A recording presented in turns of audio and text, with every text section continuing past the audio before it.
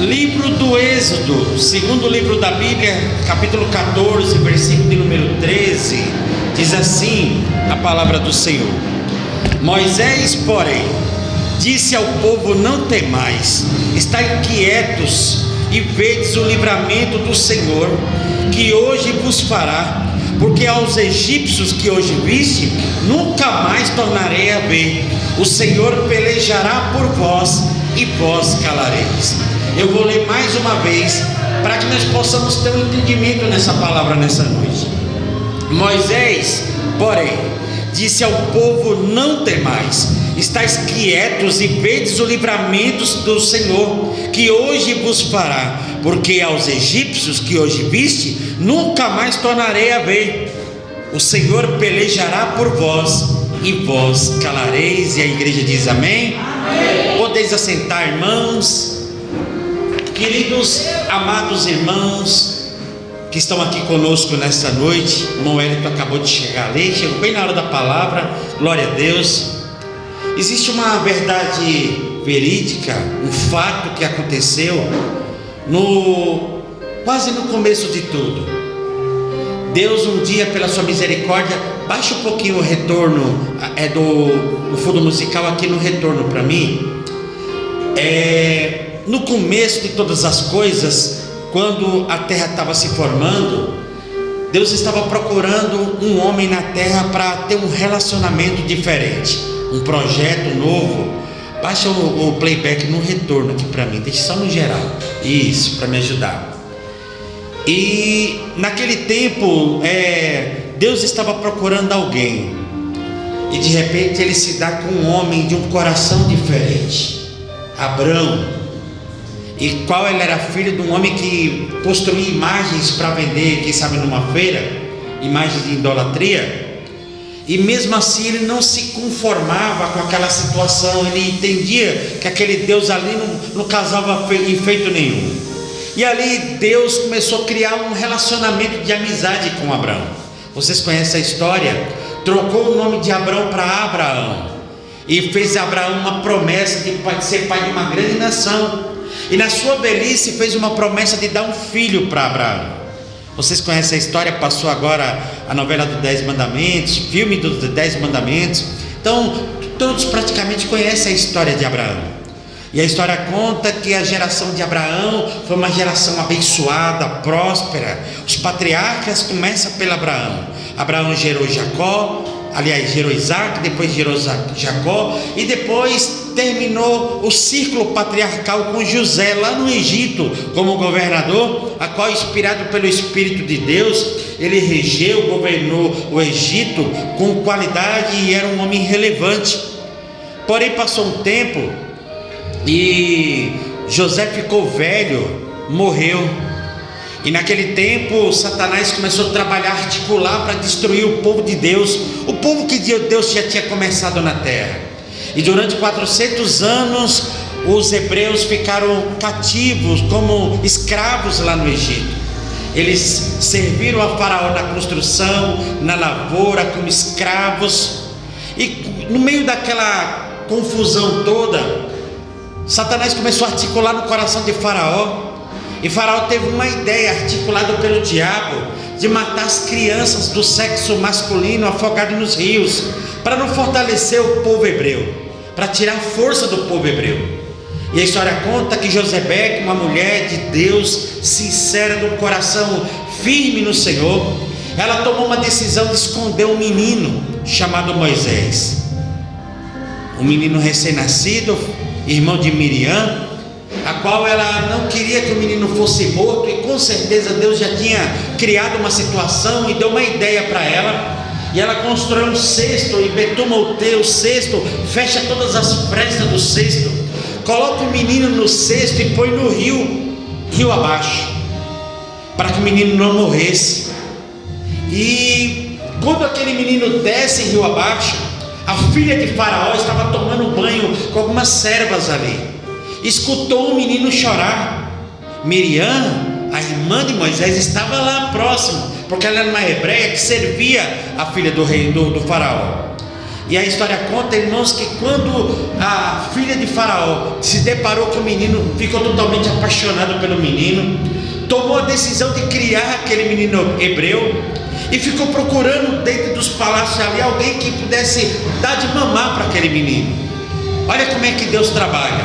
Miriam saiu correndo para casa e chamou sua mãe e trouxe sua mãe lá para o palácio e apresentou a filha de Faraó, e a filha de Faraó entrega o filho à mãe sem saber, sem perceber que estava devolvendo o filho para a mãe. E ali Moisés, ele foi criado, amamentado, tudo que a educação pudesse oferecer naquela época, Moisés estava lá. Cresceu nas melhores escolas, cresceu sendo um homem relevante, intelectual, conhecedor dos costumes da cultura do Egito. Mas o coração de um hebreu, de um filho de Deus, brotava a cada dia. Uma certa feita, quando ele estava aos redores ali do Egito, ele viu um egípcio maltratar um hebreu, e ele pegou a sua arma e matou aquele egípcio. E aí ele teve que correr. Naquela época ele tinha mais ou menos 40 anos de idade já. E quando ele corre para o deserto, irmãos, Deus cria uma situação para ensinar Moisés no deserto. Ali ele teve aliados, ele formou amizades, se casou. E ali, irmãos, ele formou família. E a história conta que durante 40 anos ele foi crescido e educado no Egito. Depois Deus preparou ele 40 anos no deserto. 40 anos Deus equipou ele aqui e aqui. Deu poder espiritual para Moisés. Se revela a Moisés e diz: Moisés, volta, porque eu quero dar livramento ao meu povo. Moisés volta para o Egito, agora já com Arão, seu irmão, já com outros servos de Deus.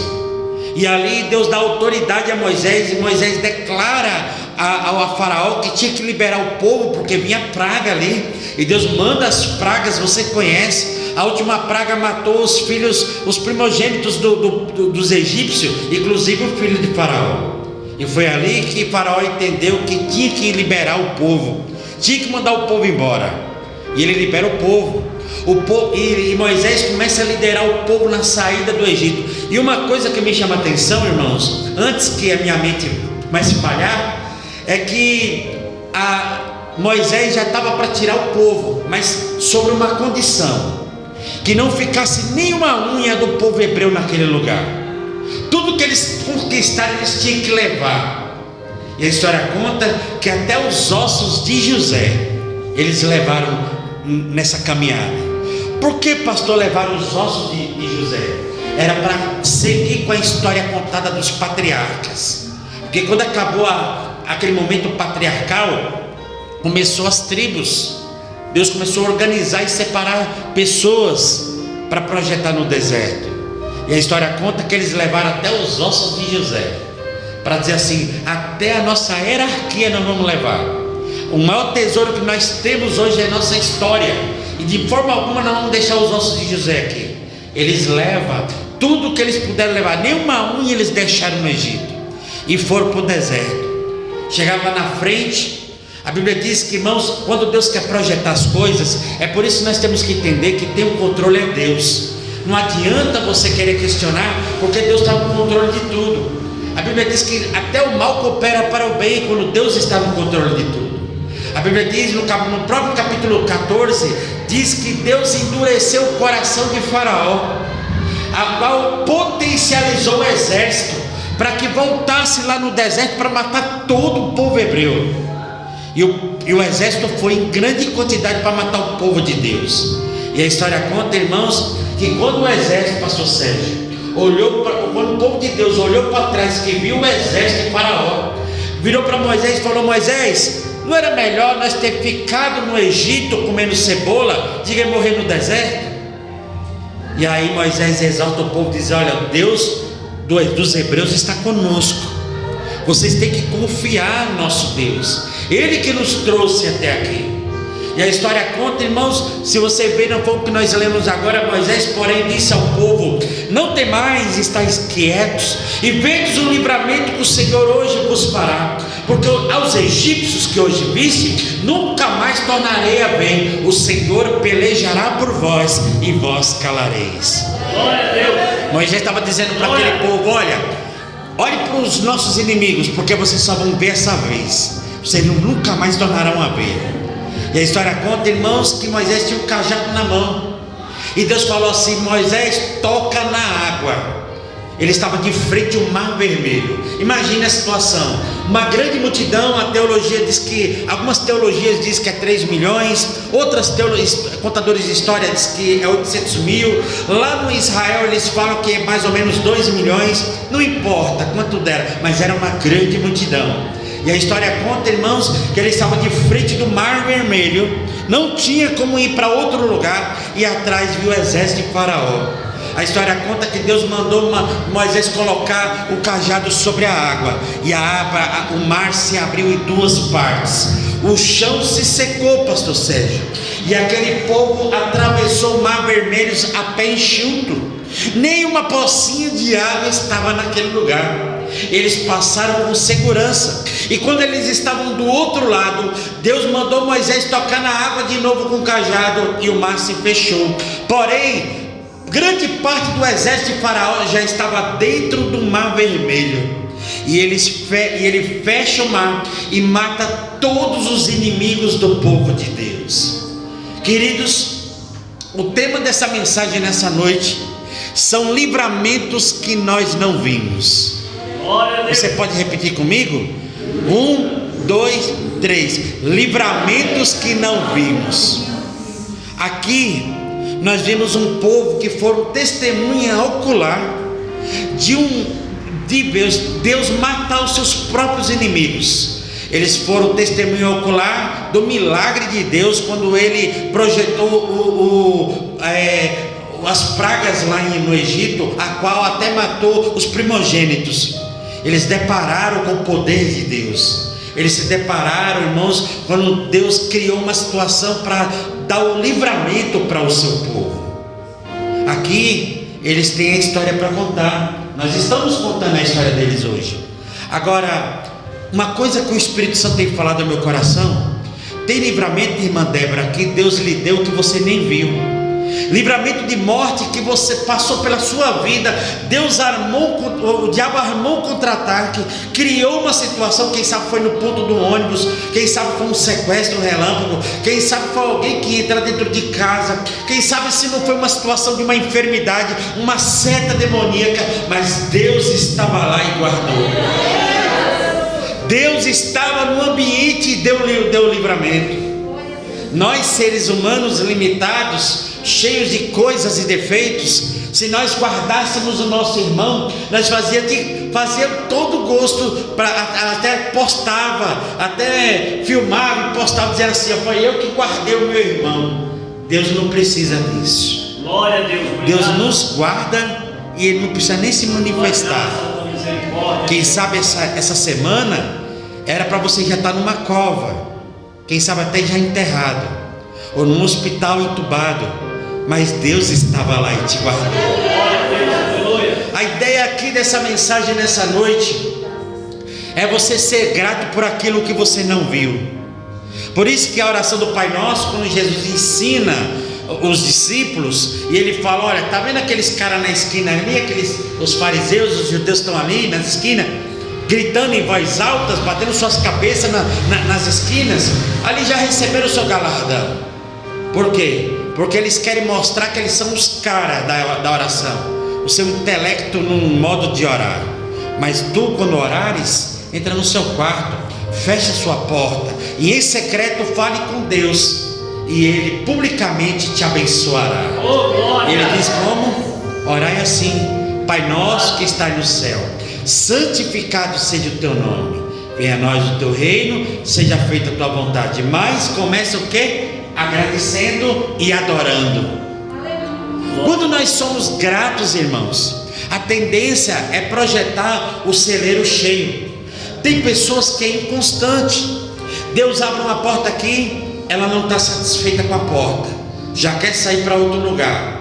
Aí chega lá, Deus abre outra porta, aí lá já não tem mais prazer, já não tem mais graça.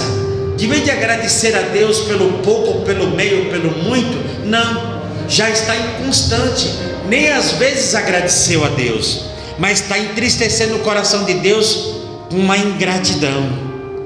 O pior cristão é aquele que é ingrato, porque nunca está satisfeito com nada. Deus deu uma moradia, não está satisfeito. Abriu uma porta de emprego, não está satisfeito.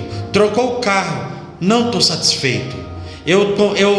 Deus criou uma situação e nesse momento eu estou melhor do que antes da pandemia. Mesmo assim eu não estou satisfeito, porque a nossa natureza é ter coisas melhores do que o que nós já tínhamos. E nunca estamos satisfeitos com nada. Mas quando nós acharmos no coração o desejo de ser grato a Deus, agradecer pelo ovo às vezes, é a única mistura que tem, mas seja grato. Os maiores ricos da terra comem ovo igual nós, e diz que o maior alimento da terra é o ovo, mais saudável. Mas tem gente que tem a tendência de ser ingrato com Deus. Senhor, eu não quero, eu rejeito. E isso, irmãos, entristece o coração de Deus. Se você não está preparado para o pouco, como é que você vai estar preparado para o muito? Então seja grato agora no pouco. Trabalhe a mente, o coração, e seja grato com as coisas que Deus te deu, porque é nisso que Deus nos trabalha, é disso que Deus nos projeta. Quando as pessoas são ingratas, elas são pessoas que não agradam ao coração de Deus, e às vezes, irmãos, Deus paralisa projetos. Seja grato, acorde pela manhã e se projeta a olhar para o espelho e dizer: Senhor, eu sou grato porque eu sou mais ou menos, sou grato porque eu sou feio, sou bonito, sou amarelo, sou azul, sou grato por causa dessa mancha que eu tenho, eu sou grato pelo que o Senhor fez por mim. Seja grato em todas as coisas. Livramentos que não vimos. Às vezes, irmãos, nós estamos tão próximos de receber bênçãos do Senhor, e por causa de uma situação, de uma questão que foi aquilo que às vezes não escolhemos para nós, sentimos um sentimento, e às vezes muito coloca Deus na parede e fica dizendo: não, eu não quero, eu quero melhor do que isso, você tem que me dar, porque eu sou fiel, estou na igreja, sou dizimista, e vai desagradando o coração de Deus. Seja grato a Deus, porque quem sabe essa madrugada, mais uma vez, Deus vai te guardar no silêncio. Glória a Deus. Quando você acordar pela manhã, a Bíblia diz que Ele dará, aí no Salmo 91 diz que Ele dará ordem aos seus anjos ao nosso respeito, para nos guardar de todo mal. Então é importante, irmãos, que às vezes acordar pela manhã é entender que o anjo está esperando na porta, na entrada, na saída e na entrada, na volta para casa de novo. Seja grato pelo que Deus te deu. Seja grato pelo que você ainda não recebeu. Seja grato a Deus por todas as coisas nesse momento atual, e faça com que Deus entenda que você é feliz por aquilo que Deus te deu. E aí vai vir mais coisas por aí, vai vir mais bênçãos do Senhor, bênçãos que não ainda pedimos. Lembra lá em Jeremias capítulo 33 versículo 3: clama a mim e responder-te-ei, anunciar-te-ei coisas grandes e firmes que ainda não sabe.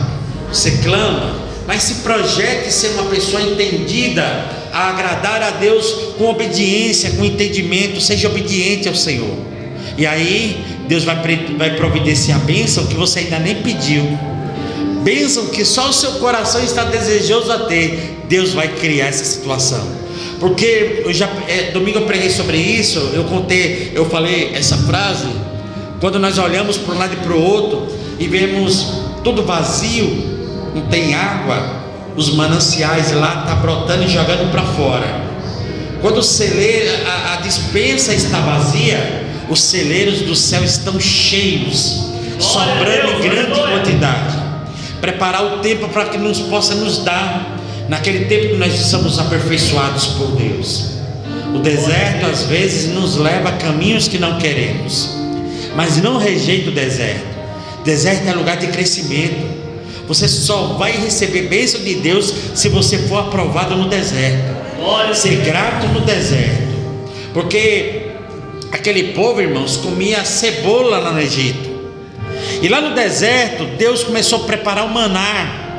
E esse maná era como se fosse uma massa. Alguns cientistas bíblicos, pesquisadores, dizem que era uma massa que amanhecia na relva. Quando eles acordavam, já estava entre as plantas na relva. E era mais ou menos assim: a pessoa tinha um desejo de comer uma carne assada, e quando ele comia aquele maná, tinha gosto de carne assada. Olha o zelo de Deus por aquele povo. As crianças cresciam e crescia a roupa junto com elas. Quando eles tinham frio na madrugada, chegava frio até 3 abaixo de 0, Deus descia do céu uma coluna de fogo para aquecer e iluminar aquela região, para que aquele povo pudesse estar seguro e firme naquele lugar. Glória a Deus. No calor, sempre tinha uma nuvem barrufando água, como se fosse um grande ar-condicionado cuidando daquele povo. Uma certa feita, quando eles estavam localizados num lugar por um período de tempo, Deus chama Moisés para um particular, e Moisés passa alguns dias lá no monte falando com Deus. E quando eles perceberam que o seu líder já não estavam ali, a ingratidão já começou a bater no coração deles. Cadê o nosso líder? Está acontecendo alguma coisa. Aí pressionaram o irmão de Moisés, Arão, e diz: olha, parece que o nosso líder morreu, ou ele desistiu da gente. Nós queremos outros deuses, nós queremos fazer outros deuses. Aí Arão, com medo de morrer, pressionado, fala: faça vocês. E eles pegaram das suas posses, do seu ouro, da sua prata, pegaram coisas, irmãos, que era frutos de trabalho, de muita luta, e fizeram um bezerro de ouro e começaram a adorar. E a história conta que eles adoravam, dançavam rodeando esse bezerro, traziam comidas, adoravam a um Deus que não existia. Moisés chega, olha para aquela situação e diz: ô povo ingrato, porque nosso pai tem cuidado deles até hoje, tem dado livramento, tem alimentado, tem sustentado, tem protegido. Só faltou sair um pouquinho, eles vão lá e criam essa situação. Ele pega o bezerro e desmancha o bezerro no fogo. Eles tomam um grande prejuízo financeiro, e num único dia matou 23 mil homens a fio da espada, mandado por Deus, o fruto da desobediência. Homens morreram porque desobedeceram a Deus. Seja grato a Deus, seja grato por tudo que Deus tem feito, porque enquanto nós estivermos firmados na graça, andando com Cristo e sendo gratos a Ele, Deus só está projetando um caminho. Olha o que disse lá em Romanos capítulo 8, versículo 18: tendo por certo isso mesmo, que aquele que em vós começou a boa obra, Ele a aperfeiçoará até o dia de Jesus Cristo. Paulo disse também que a leve momentânea que nós estamos vivendo de provações agora, não pode se comparar com a glória que em nós há de ser revelada no futuro. Jesus disse que aquilo que não vemos é relevante e está sendo projetado para a eternidade, mais do que aquilo que nós vemos, porque aquilo que nós vemos, segundo Jesus, é passageiro. Agora, aquilo que nós estamos projetando pela fé, que não vemos, Deus está projetando para a nossa eternidade com Ele. Então seja grato pelo aquilo que você não está vendo, porque o que há de vir virá e não tardará, assim disse o Senhor. Amém? Fique de pé. Eu quero fazer uma oração nesse momento. Eu quero pedir para o Deus que nos dá o livramento possa nos abençoar. Livro de Romanos capítulo 8, versículo 28 diz assim: e sabemos que todas as coisas contribuem juntamente para o bem daqueles que amam a Deus e são chamados segundo o seu propósito. Então quer dizer que todas as coisas contribuem para o bem? Até o mal contribui para o bem? Sim, até o mal contribui para o bem, porque Deus trabalha da forma diferente da gente. Para que Deus possa projetar uma bênção lá na frente, às vezes tem que fechar uma porta hoje. Quando eu estava me arrumando para vir para cá, uma nova convertida me chamou e falou para mim: pastor, me dá uma direção, porque eu acabei de aceitar Jesus, tem poucos dias que eu estou caminhando para a igreja, e de repente eu fiquei doente, estou na fila do hospital agora, para fazer uns exames, e aqui na fila do hospital eu descobri que eu fiquei desempregada. Acabei de receber a mensagem da demissão do emprego que há alguns anos eu estou trabalhando. Aí eu mandei esse versículo para ela. Eu falei para ela o seguinte: se você acreditar, Deus está tratando da sua saúde pelo hospital, porque Ele criou o hospital, deu sabedoria aos homens, colocou a sabedoria no entendimento do coração e da mente dos médicos, que através do processo da medicina você possa ser curado, e esse emprego provavelmente no futuro vai tirar você da presença de Deus. Então acredite numa coisa, se projete a conhecer a Deus, caminhar prosseguindo a conhecer, porque Deus vai te dar outro emprego que vai te colocar na presença dele, segundo a sua vontade. Porque eu prefiro andar com Deus em qualquer situação que tiver, como Abraão andou, Isaac andou. Olha Isaac foi para as terras de Gerar, segundo a ordem de Deus. Isaac queria descer para o Egito, igual o Abraão foi, e Deus se revela a Isaac e disse: não vá para o Egito, vá para o deserto de Gerar. O deserto não tinha nada, mas Isaac obedeceu. Chegou lá no deserto, ele cavava poços e brotava água. Ele plantou sementes e deu 100 por 1 no deserto. Por quê? Porque Deus estava com ele. Então é assim que funciona. Eu prefiro andar com Deus, sabendo que eu estou debaixo do controle dele, ou bem ou mal, sempre grato a Deus, de andar sem ele, segundo a minha vontade, tomando as minhas decisões e caindo nas esparrelas da vida. Amém, meus irmãos? Vamos orar. Coloca a mão no teu coração, a mão esquerda no coração, a mão direita você levanta para o céu, em sinal de rendição nesse momento. Senhor, nosso Deus e nosso Pai, eu te agradeço por essa palavra. Eu quero ser grato, Senhor, a qual me preguei sobre isso. Quero ser grato a Ti, pelo pouco, pelo médio, pelo muito, pela vida dos meus irmãos, pelo que o Senhor está projetando em nossas vidas. Pai, nos abençoa e nos dê a vitória, sim, Pai. É o que nós acreditamos e cremos, que o Senhor está no controle de tudo. Então nós declaramos nessa noite: muito obrigado pela nossa vida, muito obrigado pelo que o Senhor coloca em nossa mesa, muito obrigado pelo trabalho que nós temos para trabalhar e granjear o pão cada dia. Obrigado, Senhor, pela bênção, vivendo de glória em glória, de vitória em vitória, porque sabemos que o Senhor continua sendo fiel e justo e trabalha por aqueles que nele esperam. Nos abençoe, nos guarde e nos dê o livramento. Assim nós oramos em nome de Jesus. Amém? Pode dar uma salva de palmas para Jesus. Senhor, obrigado por todas as coisas. Amém.